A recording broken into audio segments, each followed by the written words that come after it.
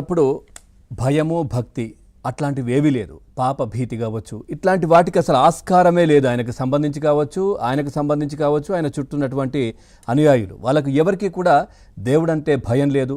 ప్రజల మీద ప్రేమ అని చెప్తారు కానీ అట్లాంటి ప్రేమ ఉన్న పరిస్థితి లేదు. సో ఎప్పుడు వాళ్ళకి సంబంధించిన సంక్షేమంలో కోత పెట్టాలా, దానికి సంబంధించి డబ్బులు నొక్కేయాలా అనే ఆలోచనతోనే జగన్మోహన్ రెడ్డి ప్రభుత్వం గతంలో కొనసాగిన పరిస్థితి కనిపించింది. ఇటు నా ఎస్సీలు, నా ఎస్టీలు ఈ విధమైనటువంటి ఉపన్యాసాలు ఒకవైపు ఇస్తూనే ఇంకొక వైపు దేవుడికి సంబంధించినటువంటి భూములకు సంబంధించి కావచ్చు, లేదంటే ఆలయాల్లో విధ్వంసాలు కావచ్చు, రాష్ట్రంలో అర్చకులపైన దాడులు కావచ్చు. ముఖ్యంగా తిరుమల గురించి మాట్లాడుకున్నట్టయితే ఈ కల్తీ నెయ్యి వివాదం ఏ విధంగా జరిగిందో మనం చూసాం. కల్తీ నెయ్యితో పూర్తిగా ప్రపంచవ్యాప్తంగా ఉన్నటువంటి శ్రీవారి భక్తుల మనోభావాలను కూడా దెబ్బతీసినటువంటి ప్రభుత్వం, వ్యక్తి ఎవరైనా ఉన్నారంటే అది జగన్మోహన్ రెడ్డియే. ఎందుకంటే అత్యంత పవిత్రంగా ఆ ప్రసాదాన్ని కూడా భక్తులు స్వీకరిస్తూ ఉంటారు, ఆ దేవదేవుడికి నైవేద్యంగా పెడుతుంటారు. సో దాన్ని భక్తులు స్వీకరిస్తున్నటువంటి పరిస్థితి కనిపిస్తూ ఉంటుంది. సో ఆ నెయ్యిలో కూడా జంతువులకు సంబంధించినటువంటి అవశేషాలు, దానికి సంబంధించినటువంటి కొవ్వు పదార్థాలు కలిసాయనే వార్తలు, దానికి సంబంధించినటువంటి ఎంక్వైరీలు ఇవన్నీ కొనసాగుతున్న పరిస్థితి అయితే మనం చూస్తూ ఉన్నాం. అట్లాగే తిరుమలలో ఏ విధంగా ఒక వ్యాపార కేంద్రంగా జగన్మోహన్ రెడ్డి ప్రభుత్వం తిరుమలను ఒక వ్యాపార కేంద్రంగా మాత్రమే చూసింది.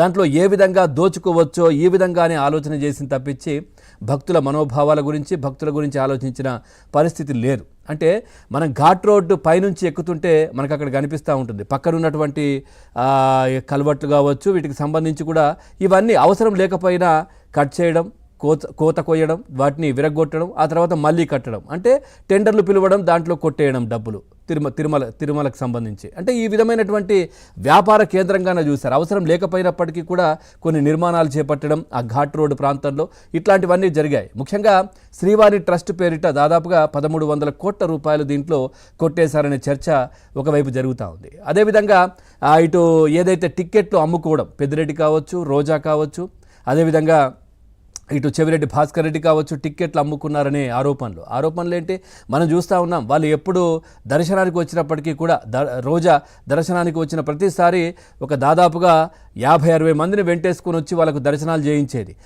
ముఖం తెలియని వాళ్ళు మరి ఎందుకు తీసుకొచ్చారు అని అంటే వాళ్ళ దగ్గర డబ్బులు తీసుకొని ఇటు విఐపి దర్శనాలు వాళ్ళతో చేయించారనే ఆరోపణలు కూడా వచ్చాయి. దానికి సంబంధించి ఎంక్వైరీ కూడా కొనసాగుతున్న పరిస్థితి కనిపిస్తోంది. ఇప్పుడు ఏదైతే టీటీడీకి సంబంధించినటువంటి ఛార్జ్ షీట్ దీంట్లో ఉందో, దాంట్లో ఎంక్వైరీ సిట్ కూడా దర్యాప్తు కొనసాగుతుందో, దాంట్లో రోజా పేరు కూడా ఉండే అవకాశాలు ఉన్నాయి, ఉంటుంది అనే విశ్వసనీయ చర్చ కూడా జరుగుతున్న పరిస్థితులు కనిపిస్తూ ఉన్నాయి. ఈ నెయ్యికి సంబంధించి కూడా, ఎందుకంటే అన్నీ తానే వ్యవహరించింది. సో పూర్తిగా ఈ నెయ్యికి సంబంధించి ఏ విధంగా లడ్డు తయారీలో ఉపయోగించేటటువంటి ముడి సదుకు ఏ విధంగా ఉంటుందో, ఏదైతే కాజు కావచ్చు, కిస్మిస్ కావచ్చు, దాంట్లో కలిపేటటువంటి పదార్థాలన్నీ కూడా ఈ తిరుపతిలో సూపర్ మార్కెట్లో మంచి క్వాలిటీవి తీసుకొని అవి టెస్టింగ్కి పంపించేవాళ్ళంట. అంటే ఈ కంటైనర్లో కావచ్చు, దీంట్లో ఉన్న సరుకు ఇవే మేము తీసుకొస్తున్నాము అని అవి చూయించి ఆ తర్వాత వీటిని ఆ దేవదేవుడికి పెట్టేటటువంటి నైవేద్యంలో ఈ విధంగా కల్తీ చేశారనే విషయాలైతే వస్తూ ఉన్నాయి. పూర్తిగా తిరుమల లడ్డు తయారీలో ఏ విధంగా కల్తీ జరిగిందో ఈ వ్యవహారానికి సంబంధించి ఒక కీలక పరిణామం అయితే బయటకు వస్తున్న పరిస్థితి. త్వరలో మొదటి ఛార్జ్ షీట్ దాఖలు చేయనున్నట్టు సిబిఐ బృందం. సో దాంట్లో ఖచ్చితంగా రోజా పేరు కూడా ఖచ్చితంగా ఉంటుంది అనే విశ్వసనీయ సమాచారం. సో రోజాను కూడా అదుపులోకి తీసుకుంటారు అనే చర్చ, ఎంక్వైరీ చేస్తారు, దీనికి సంబంధించి ఏం జరిగింది ఏంటనేది అనే చర్చ కూడా జరుగుతూ ఉంది. ఇక రాబోయే వారం రోజుల్లో ఛార్జ్ షీట్ కూడా వేసేందుకు పూర్తిగా రంగమైతే సిద్ధం చేశారు.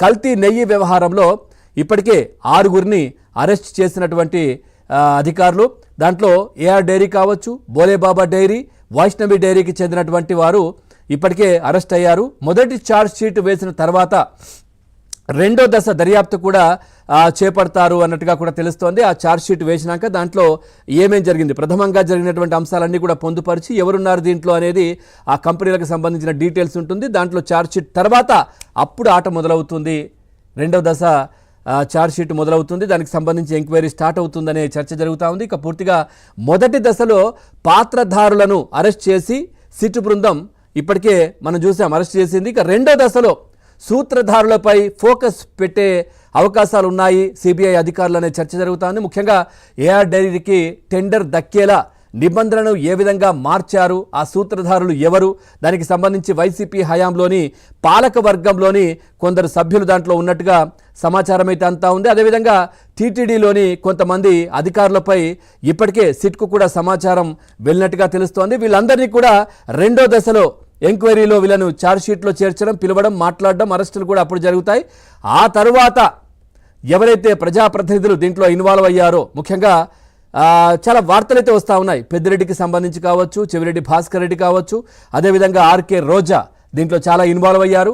వీరికి సంబంధించినటువంటి కూడా చర్చ జరుగుతూ ఉంది.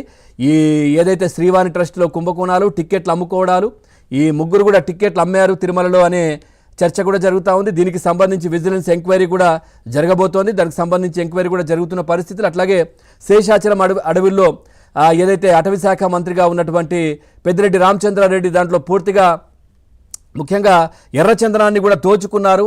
ఎర్రచందనాన్ని కూడా దోచుకొని ఇక్కడ నుంచి ఖండాంతరాలు తరలించారు అనే చర్చ జరుగుతున్నటువంటి పరిస్థితులు. దానికి సంబంధించి ఎంక్వైరీ కూడా జరగబోతోంది. సో ఎందుకు అనంటే దాంట్లో ఇప్పటి వరకు గత 5 సంవత్సరాలు జగన్మోహన్ రెడ్డి అధికారంలో ఉన్నప్పుడు ఒక్కసారి కూడా అటవీ సిబ్బంది కావచ్చు, అటవీ శాఖ అధికారులు కావచ్చు ప్రెస్ మీట్ పెట్టి ఈసారి మేము ఇన్ని దుంగలను పట్టుకున్నాము, ఇక్కడ ఈ విధంగా కూంబింగ్ చేశాము, ఈ విధంగా దోపిడీ జరుగుతూ ఉంది, ఇగో ఇది మేము కూంబింగ్ చేసింది అనేది ఒక్కసారి కూడా ఒక్కరు కూడా ప్రజల ముందు కావచ్చు, మీడియా ముందు కావచ్చు పెట్టినటువంటి పరిస్థితి కనిపించింది. పెట్టలే. ఎందుకు అనంటే మరి అంతా వాళ్ళ ఎవరు అధికారంలో ఉన్నటువంటి పెద్దిరెడ్డి కావచ్చు, లేదంటే జగన్మోహన్ రెడ్డి వాళ్ళ కనుసన్నల్లోనే జరిగినప్పుడు ఎక్కడ కూంబింగ్ జరుగుతుంది, ఎక్కడ పట్టుకుంటారు?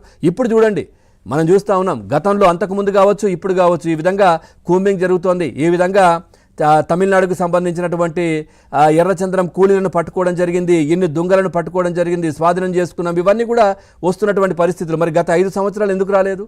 మరి దొంగ చేతికి తాళాలు ఇచ్చినప్పుడు ఏం జరుగుతుంది? ఏమీ జరగదు. పూర్తిగా కూడా దాంట్లో ఎక్కడ కూడా బయటకు వచ్చే పరిస్థితి లేదు. మొత్తం అధికారాన్ని నడిపించేది వాళ్లే, ఈ విధమైనటువంటి చేసేది వాళ్లే. కాబట్టి ఇంకా ఎక్కడ కూంబింగ్ జరుగుతుంది, ఎక్కడ పట్టుకుంటారు? సో ఇవన్నీ కూడా కక్కించే పరిస్థితుల్లో ప్రస్తుతం అయితే కూటమి ప్రభుత్వం ముందుకు అడుగులు వేస్తూ ఉంది. సో ఈ నేపథ్యంలోనే పెద్దిరెడ్డికి మనం చూసాం, చెయ్యిరిగిందని చెప్పేసి హాస్పిటల్లో జాయిన్ అయినటువంటి పరిస్థితులు కనిపించాయి అనే చర్చ ఒకవైపు కూడా జరుగుతున్న పరిస్థితులు కనిపిస్తూ ఉన్నాయి. ఆర్కే రోజా అసలు రాష్ట్రంలో ఉండట్టే లేదు, ఎక్కడో తమిళనాడులో తిరుగుతూ ఉంది. ఏదో హడావిడి చేసే ప్రయత్నం చేస్తూ ఉంది, నేను కూడా ఉన్నానని చెప్పేసి. ఖచ్చితంగా మీరున్నారని కూటమి ప్రభుత్వం గుర్తించింది. ఒకవైపు ఆడుదాం ఆంధ్రాలో జరిగినటువంటి 120 కోట్ల రూపాయల కుంభకోణం, దీంట్లో జరిగిన టిక్కెట్ల స్కామ్, ఇవన్నీ కూడా బయటకు వస్తాయి.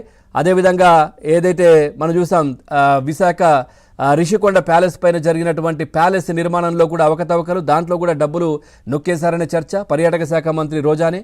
సో ఈ అన్ని నేపథ్యంలో రోజా కూడా ఉచ్చు బిగిసే పరిస్థితులు కనిపిస్తూ ఉన్నాయి. దానికి సంబంధించి మొదటి అరెస్టు మహిళదే ఉండబోతోందనే చర్చనైతే జరుగుతున్న పరిస్థితులు. మొన్నటి వరకు విడుదల రజని, ఆమెకు సంబంధించి కూడా ఎంక్వైరీ కొనసాగుతోంది. ముఖ్యంగా రోజాకు సంబంధించి అన్ని శాఖల్లో తలదూర్చేవారు, అన్ని శాఖలకు సంబంధించినటువంటి దాంట్లో కూడా వేలు పెట్టారు, అక్రమాలు చేశారు. నేపథ్యంలో రోజాను కూడా ఇంకా ఎంక్వైరీకి పిలుస్తారు అనే చర్చ జరుగుతున్న